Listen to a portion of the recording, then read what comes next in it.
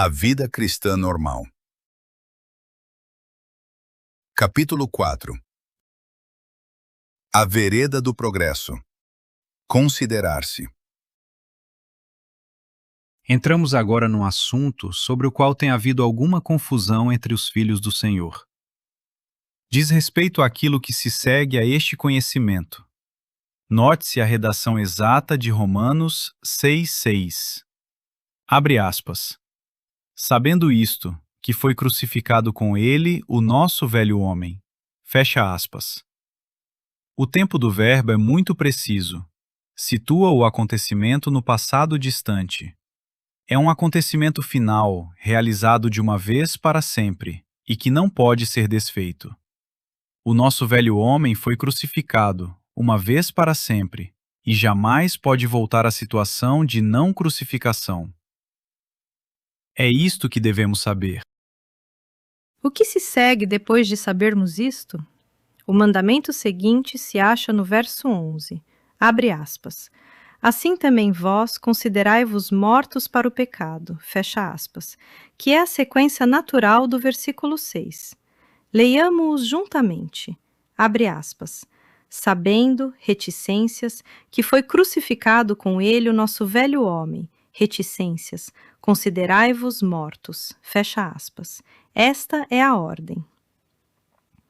Quando sabemos que o nosso velho homem foi crucificado com Cristo, o passo seguinte é considerarmos esta verdade. Infelizmente, a ênfase da verdade da nossa união com Cristo tem sido frequentemente colocada na segunda questão, a de nos considerarmos mortos, como se fosse este o ponto de partida, enquanto que deveria ser ressaltada a necessidade de sabermos que estamos mortos. A palavra de Deus mostra claramente que sabendo deve preceder o considerar-se. Abre aspas. Sabendo isto, reticências, considerai-vos. Fecha aspas. A sequência é extremamente importante. O ato de nos considerarmos deve basear-se no conhecimento do fato divinamente revelado, pois, de outro modo, a fé não tem fundamento sobre que descansar e apoiar-se.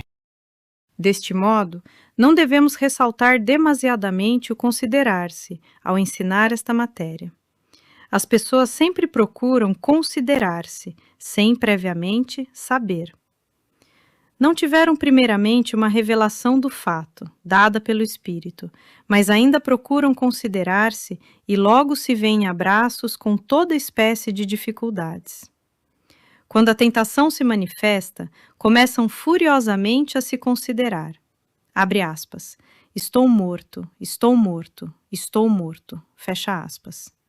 Mas, no próprio ato de considerar-se, perdem a serenidade. Depois dizem, abre aspas, isto não dá certo, e não há valor em Romanos 6:11, fecha aspas. Realmente, devemos reconhecer que o versículo 11 não tem qualquer efeito sem o versículo 6. Acontece que, sem conhecermos que estamos mortos com Cristo, nossa luta de nos considerarmos se tornará sempre mais intensa, e o resultado será a derrota na certa. Não quero dizer que não precisamos realizar esta verdade na nossa experiência. Há a efetuação dessa morte em termos de experiência, de que trataremos agora. Mas a base de tudo é que já fui crucificado, já está feito. Qual é o segredo de considerar, então? É revelação. Precisamos de revelação da parte do próprio Deus. Mateus 16:17, Efésios 1, versos 17 e 18. Devemos ter os olhos abertos para o fato da nossa união com Cristo, e isso é algo mais do que conhecê-la como doutrina. Tal revelação não é coisa vaga e indefinida. Muitos de nós podemos recordar o dia em que vimos claramente que Cristo morreu por nós, e devemos ter igual certeza da hora em que percebemos que nós morremos com Cristo. Não deve ser nada de confuso, mas algo muito definido, porque é a base em que prosseguimos. Estou morto não porque me considero assim, mas por causa daquilo que Deus fez para comigo em Cristo. Por isso considero-me morto. É este o verdadeiro sentido de considerar-se. Não se trata de considerar-se para se ficar morto, mas de considerar-se morto, porque essa é a pura realidade. O segundo passo. Assim também vós considerai-vos. O que significa considerar-se? Considerar, no grego, significa fazer contas, fazer escrituração comercial. A contabilidade é a única coisa no mundo que nós, seres humanos, sabemos fazer corretamente. O artista pinta uma paisagem. Pode fazê-lo com perfeita exatidão? O historiador pode assegurar exatidão absoluta de qualquer relato, ou o cartógrafo a perfeita exatidão de qualquer mapa? O melhor que podem fazer são aproximações notáveis. Mesmo na conversação de cada dia, procurando contar algum incidente com a melhor intenção de ser honestos e fiéis à verdade, não conseguimos exatidão completa. Há, na maioria das vezes, uma tendência ao exagero, aumentando ou diminuindo, empregando uma palavra a mais ou a menos. O que pode, então, um homem fazer que seja absolutamente digno de confiança? Aritmética. Não há neste campo qualquer possibilidade de errar. Uma cadeira mais uma é igual a 2 cadeiras. Isto é verdade em Londres e na Cidade do Cabo, em Nova York no Ocidente ou em Singapura no Oriente. Por todo o mundo e em todos os tempos, 1 mais 1 é igual a 2. Tendo dito, pois, que a revelação leva naturalmente ao ato de considerar-se, não devemos perder de vista que um mandamento nos foi dado, abre aspas, considerai-vos, fecha aspas. Há uma atitude definida a tomar. Deus pede que façamos a escrituração lançando na conta, abre aspas, eu morri, fecha aspas, e que permaneçamos nesta realidade. Quando o Senhor Jesus estava na cruz, eu estava lá nele, portanto, eu o considero como um fato verdadeiro. Considero e declaro que morri nele. Paulo disse, abre aspas, considerai-vos mortos para o pecado, mas vivos para Deus, fecha aspas. Como é isto possível? Abre aspas, em Cristo Jesus, fecha aspas. Nunca se esqueça que é sempre e somente verdade em Cristo. Se você olha para si próprio, não achará aí esta morte. É questão de fé nele, de olhar para o Senhor e ver o que ele fez. Reconheça e considere o fato em Cristo, e permaneça nesta atitude de fé. Considerar-se e a fé. Os primeiros 4 capítulos e meio de Romanos falam de fé, fé e fé. Somos justificados pela fé nele, Romanos 3, 28 e Romanos 5, 1. A justificação, o perdão dos nossos pecados e a paz com Deus são nossos pela fé. Sem fé, ninguém pode possuí-los. Na segunda seção de Romanos, no entanto, não encontramos a fé mencionada tantas vezes, e à primeira vista poderia parecer que aqui há diferença de ênfase. Não é realmente assim, porque a expressão considerar-se toma o lugar das palavras fé e crer. Considerar-se e a fé são aqui praticamente a mesma coisa.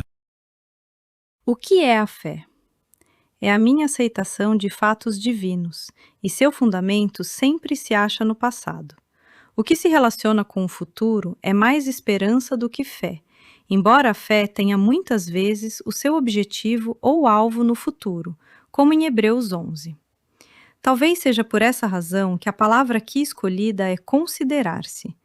É uma palavra que se relaciona unicamente com o passado, com aquilo que vemos já realizado ao olhar para trás, e não com qualquer coisa ainda por acontecer. É este o gênero de fé descrito em Marcos 11, 24. Abre aspas. Tudo quanto em oração pedirdes, crede que recebestes, e será assim convosco. Fecha aspas.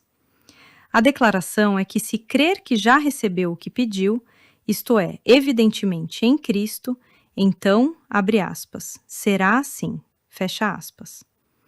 Crer que seja provável alcançar alguma coisa e que seja possível obtê-la, mesmo que ainda virá a obtê-la, não é fé no sentido aqui expresso. Fé é crer que já alcançou o que pede. Somente o que se relaciona com o passado é fé neste sentido. Aqueles que dizem que, abre aspas, Deus pode, fecha aspas, ou, abre aspas, pode ser que Deus o faça, fecha aspas, não creem de forma alguma.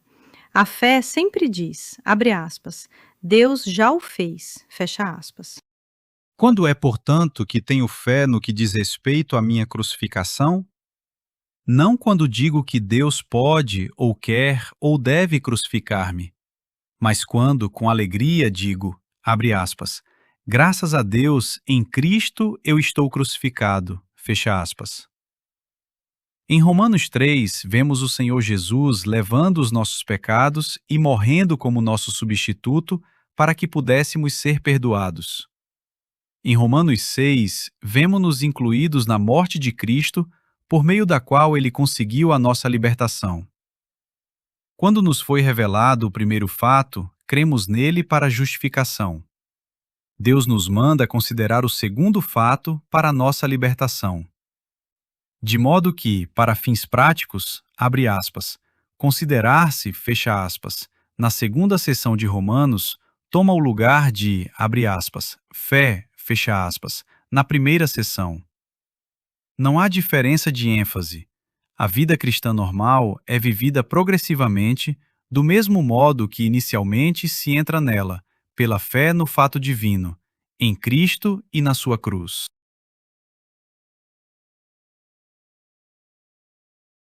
Tentação e fracasso. Desafios à fé. Para nós, os grandes fatos da história são que o sangue trata de todos os nossos pecados e que a cruz trata de nós próprios. Mas que diremos com respeito à tentação?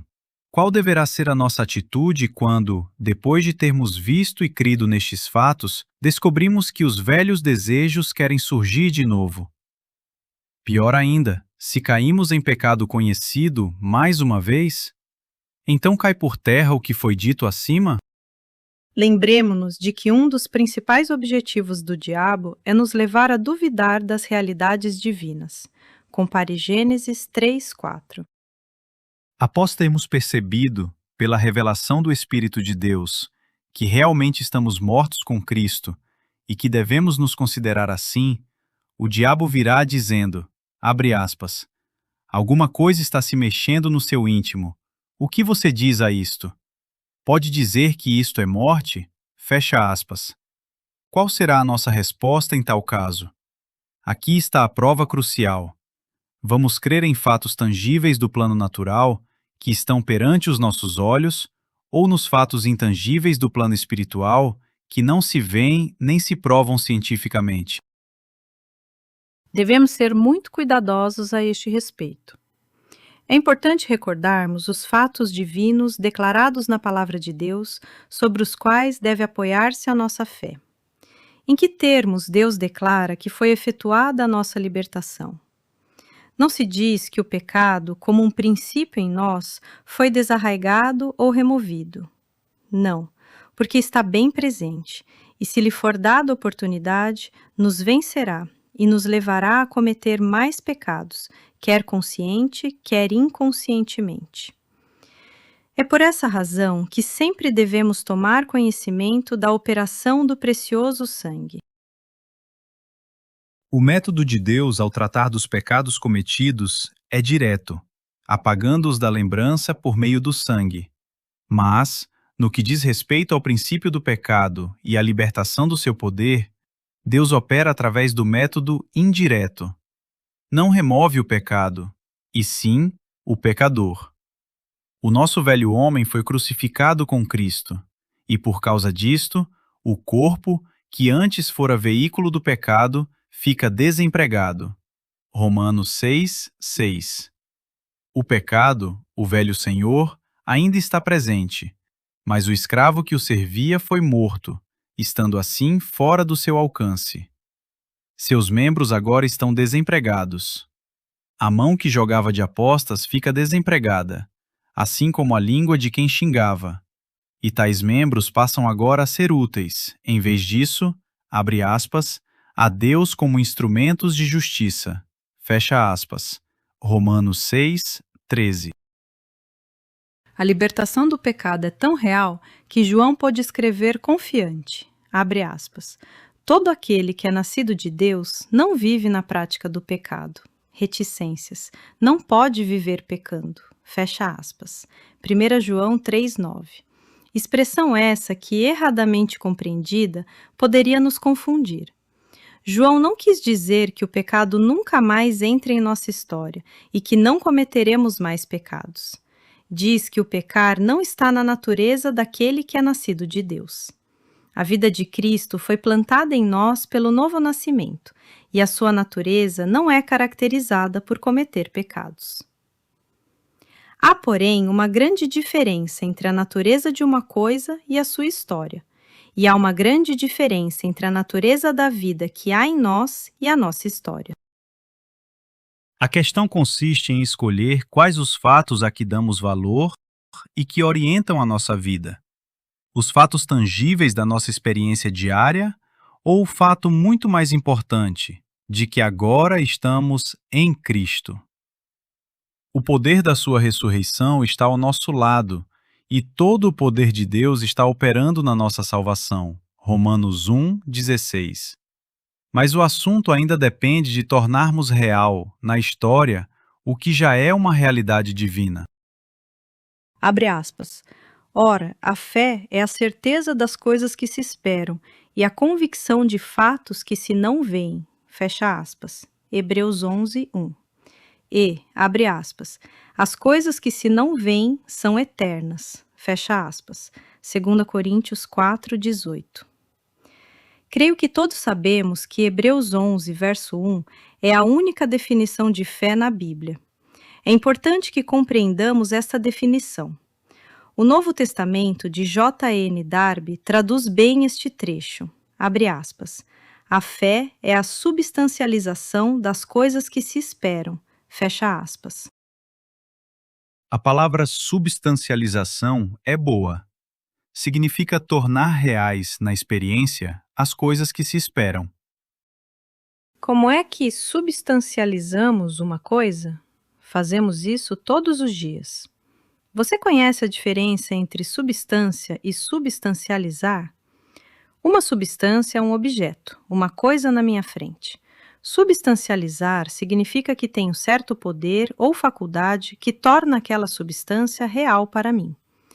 Por meio dos nossos sentidos, podemos tomar certas coisas do mundo, da natureza, e transferi-las para o nosso conhecimento e percepção interna, de modo que possamos apreciá-las. A vista e o ouvido, por exemplo, são duas das faculdades que me permitem substancializar a luz e o som.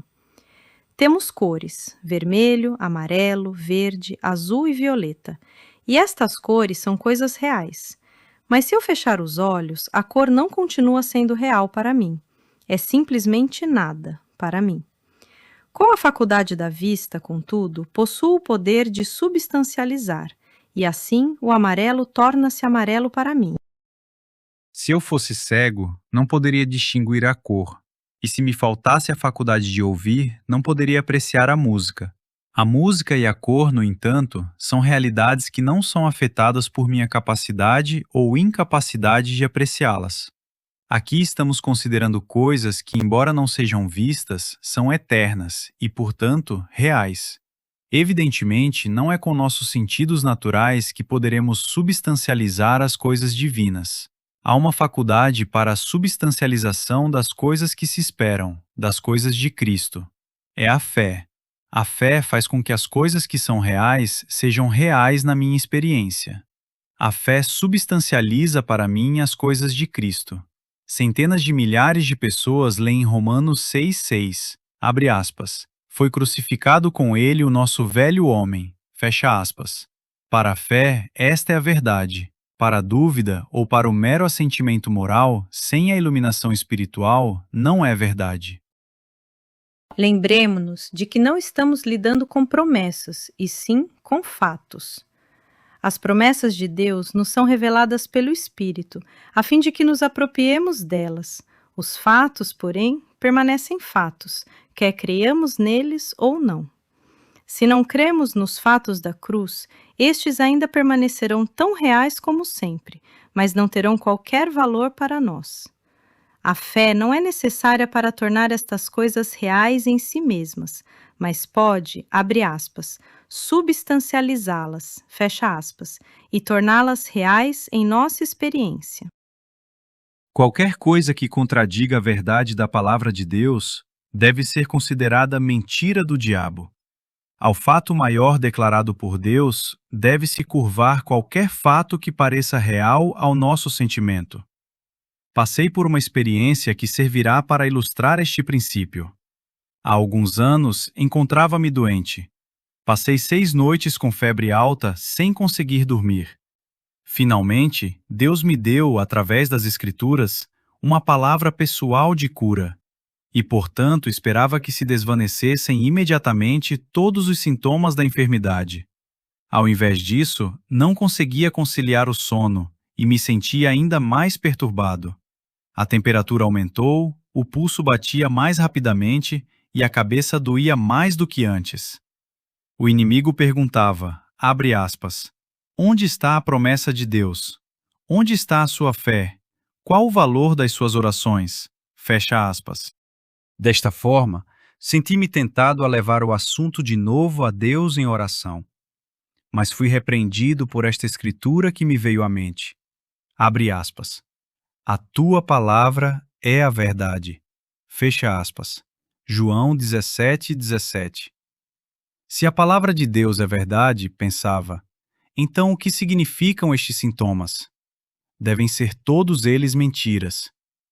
Assim, declarei ao inimigo, abre aspas, esta falta de sono é uma mentira, esta dor de cabeça é uma mentira, esta febre é uma mentira, esta pulsação elevada é uma mentira.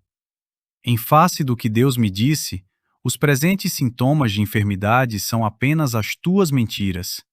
E a palavra de Deus, para mim, é a verdade. Fecha aspas.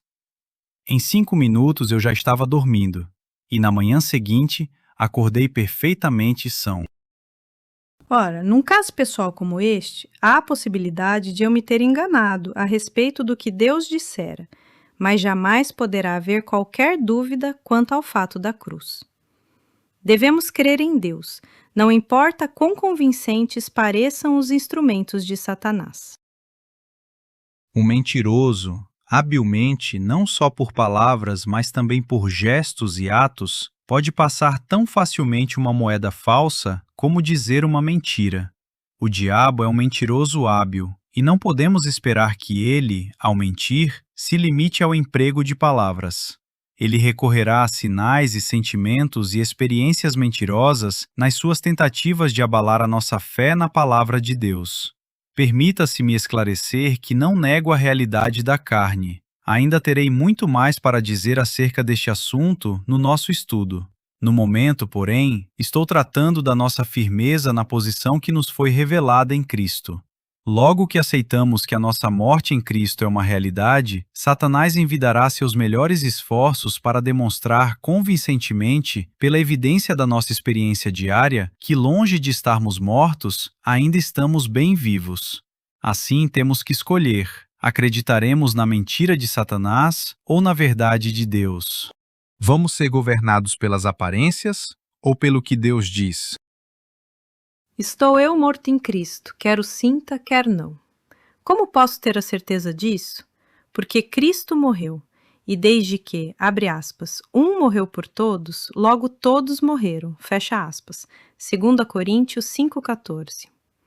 Quer a minha experiência o comprove, quer pareça desaprová-lo, o fato permanece inalterável. Enquanto eu permanecer naquele fato, Satanás não poderá prevalecer contra mim. Lembremo-nos de que o seu ataque é sempre contra a nossa certeza.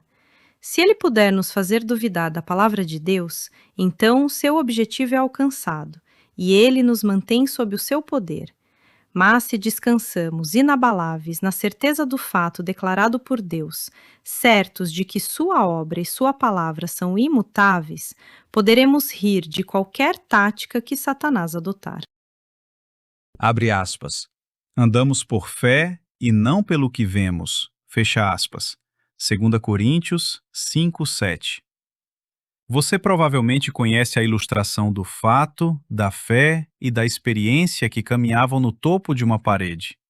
O fato caminhava na frente, firmemente, não se voltando nem para a esquerda nem para a direita, e sem nunca olhar para trás.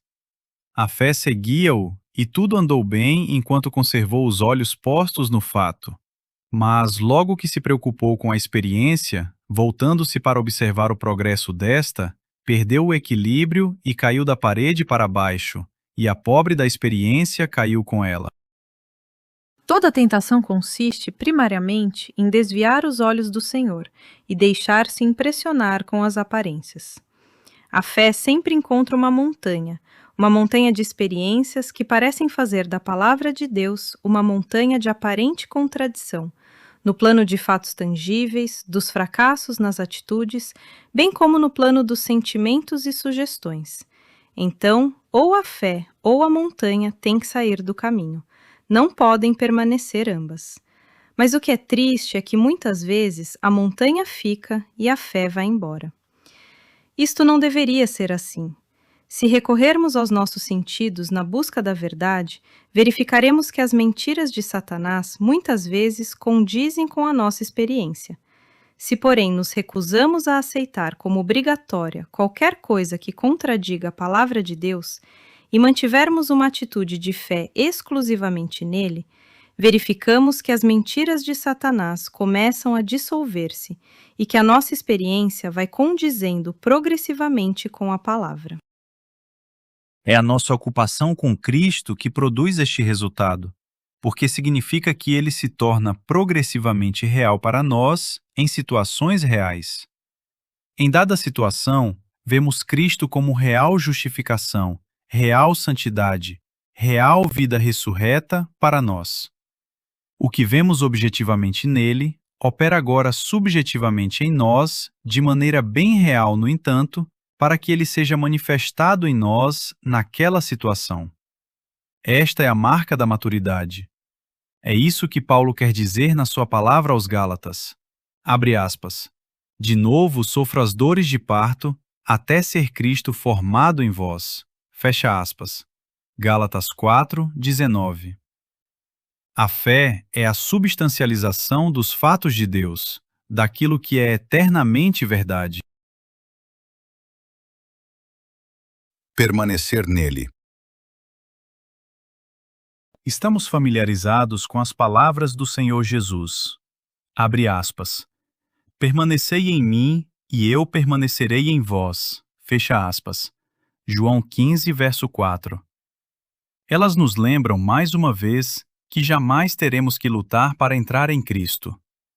Não nos mandam alcançar aquela posição porque já estamos lá. A ordem é permanecermos onde já fomos colocados. Foi um ato do próprio Deus que nos colocou em Cristo, e nós devemos nele permanecer. Além disso, este versículo estabelece o princípio divino de que Deus fez a obra em Cristo, e não em nós como indivíduos. A morte e a ressurreição do Filho de Deus, que nos incluíram a todos, cumpriram-se em primeiro lugar, plena e finalmente, a parte de nós. É a história de Cristo que tem que se tornar a experiência do cristão, e não temos experiência espiritual separadamente dele. As Escrituras dizem que fomos crucificados com ele, que nele fomos vivificados, ressuscitados e sentados por Deus nos lugares celestiais, e que nele estamos perfeitos. Romanos 6:6, Efésios 2, versos 5 e 6, Colossenses 2, verso 10. Não se trata precisamente de alguma coisa que ainda tenha que efetuar-se em nós, embora exista este aspecto. É algo que já foi efetuado em associação com ele. Verificamos nas Escrituras que não existe experiência cristã como tal. O que Deus fez, no seu propósito gracioso, foi incluir-nos em Cristo. Ao tratar de Cristo, Deus tratou do cristão. No seu trato com a cabeça, tratou também de todos os membros. É inteiramente errado pensar que possamos experimentar algo da vida espiritual meramente em nós mesmos e separadamente dele. Deus não pretende que adquiramos uma experiência exclusivamente pessoal e não quer realizar qualquer coisa deste gênero em você e em mim. Toda a experiência espiritual do cristão tem Cristo como sua fonte de realidade. O que chamamos a nossa, abre aspas, experiência, fecha aspas, é somente a nossa entrada na história e na experiência de Cristo. Seria ridículo se uma vara de videira tentasse produzir uvas vermelhas, e outra, uvas verdes, e ainda outra, uvas roxas. As varas não podem produzir uvas com características próprias, independentemente da videira, pois é a videira que determina o caráter das varas. Todavia, há crentes que buscam experiências como experiências. Para eles, a crucificação é uma coisa, a ressurreição é outra, a ascensão é outra, e nunca se detêm para pensar que todas estas coisas estão relacionadas com uma pessoa. Somente na medida em que o Senhor abrir os nossos olhos para ver a pessoa, é que teremos qualquer experiência verdadeira. Experiência espiritual verdadeira significa que descobrimos alguma coisa em Cristo e que entramos na sua posse. Qualquer experiência que não resulte de uma nova compreensão dele está condenada a se evaporar muito rapidamente. Abre aspas. Descobri aquilo em Cristo. Então, graças a Deus, pertence-me. Possuo-o, Senhor, porque está em ti. Fecha aspas. Que coisa maravilhosa conhecer as realidades de Cristo como fundamento da nossa experiência. Assim, o princípio de Deus, ao nos fazer progredir experimentalmente, não consiste em nos dar alguma coisa, de nos colocar em determinadas situações, a fim de nos conceder algo que possamos chamar de experiência nossa. Não se trata de Deus operar em nós de tal maneira que possamos dizer: morri com Cristo no mês de março passado, ou ressuscitei da morte no dia 1º de janeiro de 1937, ou ainda, quarta-feira pedi uma experiência definida e alcancei-a. Não, esse não é o caminho. Eu não busco experiências em si mesmas neste presente ano da graça. Não se deve permitir que o tempo domine o meu pensamento neste ponto. Alguns perguntarão: e o que dizer a respeito das crises por que tantos de nós temos passado? Não há dúvida que alguns passaram por crises nas suas vidas. Por exemplo, George Miller podia dizer curvando-se até ao chão: houve um dia em que George Miller morreu. O que diríamos a isto? Bem, não estou duvidando da realidade das experiências espirituais pelas quais passamos, nem a importância das crises a que Deus nos traz no nosso andar com Ele. Pelo contrário, já acentuei a necessidade que temos de ser absolutamente definidos acerca de tais crises em nossas vidas. Mas a verdade é que Deus não dá aos indivíduos experiências individuais, e sim, apenas uma participação naquilo que Deus já fez. É a realização no tempo das coisas eternas. A história de Cristo torna-se a nossa experiência e a nossa história espiritual. Não temos uma história separadamente da sua. Todo o trabalho a nosso respeito não é efetuado em nós, aqui, mas em Cristo. Ele não faz um trabalho separado, nos indivíduos, a parte do que ele fez no Calvário. Mesmo a vida eterna não nos é dada como indivíduos. A vida está no Filho. E, abre aspas, quem tem o Filho tem a vida, fecha aspas. Deus fez tudo no seu Filho e incluiu-nos nele. Estamos incorporados em Cristo. Ora, o que queremos frisar com tudo isto é que há um valor prático muito real na posição de fé que se expressa assim, abre aspas, Deus me incluiu em Cristo e, portanto, tudo o que é verdade a respeito dele também se aplica a mim. Permanecerei nele, fecha aspas. Satanás sempre procura nos convencer, através de tentações, fracassos, sofrimentos, provações, que estamos fora de Cristo. O nosso primeiro pensamento é que, se estivéssemos em Cristo, não estaríamos neste estado e, portanto, julgando pelos nossos sentimentos, devemos estar fora dele. É então que começamos a orar, abre aspas, Senhor, coloca-me em Cristo, fecha aspas. Não, o mandamento de Deus é que, abre aspas, permaneçamos, fecha aspas, em Cristo, e é este o caminho do livramento. Mas por que assim? Porque isso dá a Deus a possibilidade de intervir nas nossas vidas e realizar a sua obra em nós. Assim, há lugar para a operação do seu poder superior, o poder da ressurreição. Romanos 6, versos 4, 9 e 10. De modo que os fatos de Cristo se tornam progressivamente os fatos da nossa experiência diária e onde antes o pecado reinou, Romanos 5, 21, fazemos agora com regozijo a descoberta de que verdadeiramente já não servimos o pecado como escravos. Romanos 6, 6. À medida que permanecemos firmes no fundamento daquilo que Cristo é, achamos que tudo o que é verdade a seu respeito se torna experimentalmente verdade em nós. Se ao invés disto, viermos para a base daquilo que somos, em nós próprios, acharemos que tudo que é verdade a respeito da nossa velha natureza continua a ser verdade a nosso respeito. Se pela fé nos conservamos firmes naquela posição, temos tudo. Se regressarmos a esta posição, nada temos. Assim é que tantas vezes vamos procurar a morte do nosso eu no lugar errado. É em Cristo que a encontramos. Se olhamos para dentro de nós mesmos, verificamos que estamos muito vivos para o pecado.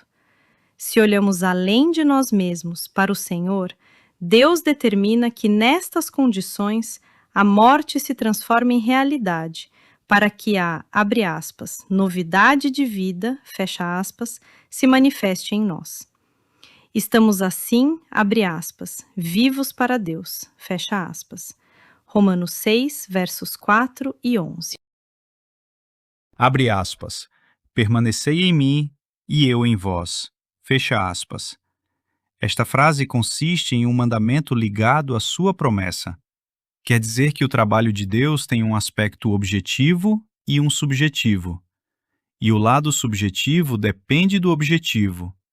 O eu em vós é o resultado da nossa posição de permanência nele.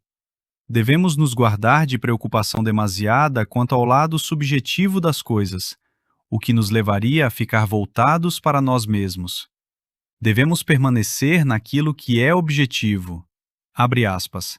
Permanecei em mim, fecha aspas, e deixar que Deus tome conta do aspecto subjetivo. Ele se comprometeu a fazer isso. Tem ilustrado este princípio por meio da luz elétrica. Estamos num quarto e já está escurecendo.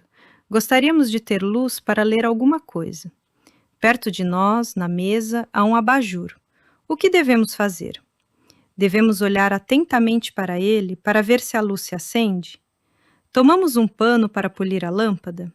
Não. É só ir até o interruptor e ligar a corrente. É só voltar a nossa atenção à fonte de força e, tomando as devidas medidas ali, a luz se acende aqui. Da mesma maneira, em nosso andar com o Senhor, a nossa atenção deve fixar-se em Cristo. Permanecei em mim e eu em vós.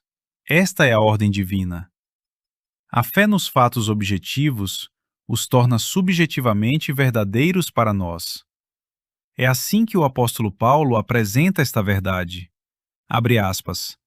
Todos nós, contemplando reticências, a glória do Senhor, somos transformados na sua própria imagem. Fecha aspas. 2 Coríntios 3,18. O mesmo princípio domina na vida frutífera. Abre aspas.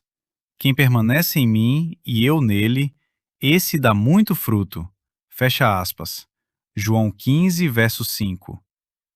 Não tentamos produzir fruto, nem nos concentramos no fruto produzido. A parte que nos toca é olharmos para ele. Que o façamos porque ele se encarrega de cumprir a sua palavra em nós. Como é que permanecemos em Cristo? Abre aspas. Vós sois de Deus em Cristo Jesus. Fecha aspas. Coube a Deus nos colocar em Cristo, e Ele o fez. Agora permaneçamos ali. Não voltemos para as nossas próprias bases. Nunca olhemos para nós mesmos, como se não estivéssemos em Cristo. Olhemos para Cristo e vejamo-nos nele, permaneçamos nele. Descansemos na verdade de que Deus nos incluiu no seu Filho e vivamos na expectativa de que ele completará a sua obra em nós. Cabe a ele cumprir a gloriosa promessa de que, abre aspas, o pecado não terá domínio sobre vós, fecha aspas. Romanos 6,14.